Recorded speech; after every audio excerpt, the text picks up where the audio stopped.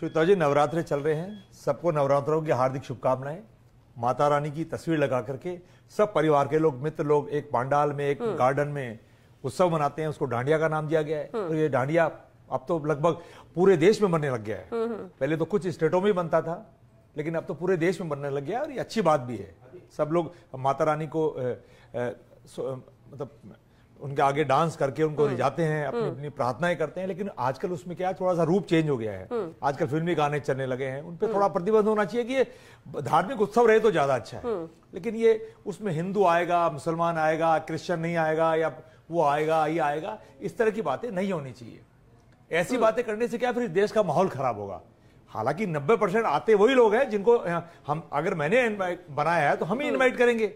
जब बाकायदा passes system होते हैं, तो मैंने जब 300 पास जारी किए हैं, चाहे वो फ्री में किए हैं या कॉस्ट वाइज किए हैं, लेकिन आयोजक को ये थोड़ी ना पता है कि 300 पास में कौन आने वाला है। ये तो पास आपने जारी कर दिया है, या फिर टिकट्स लोग पे भी करते हैं, बहुत सारे ऐसी चीजें तो रजिस्ट्रेशन कराते हैं।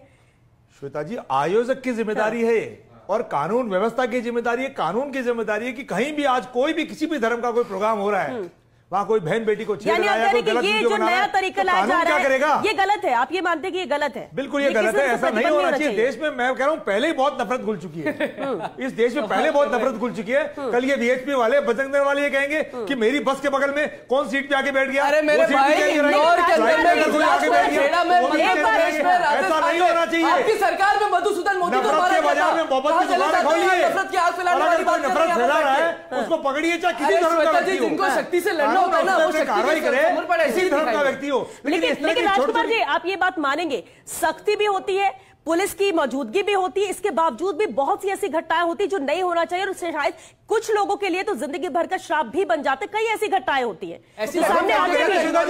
आप ये तो मानेंगे, 70 साल की लड़की का बलात्कार करा, आपकी सरकार की, आपको नफरत दिख रही है, हमें हिंदू दिख रहा है, या कोई धार्मिक आयोजन कर रहा है, ये वो तय करे। कल आप कहेंगे शादी विवाह में भी कोई इस तरह के, आयोजक की जिम्मेदारी तय की जाए। आयोजक की जिम्मेदारी, आप कह रहे हैं कि ये प्रतिबंध नहीं होना चाहिए, आयोजक की जिम्मेदारी होनी चाहिए कि वो ये देखे। मैं सम्मानित प्रवक्ता भाजपा के पास जाए, उससे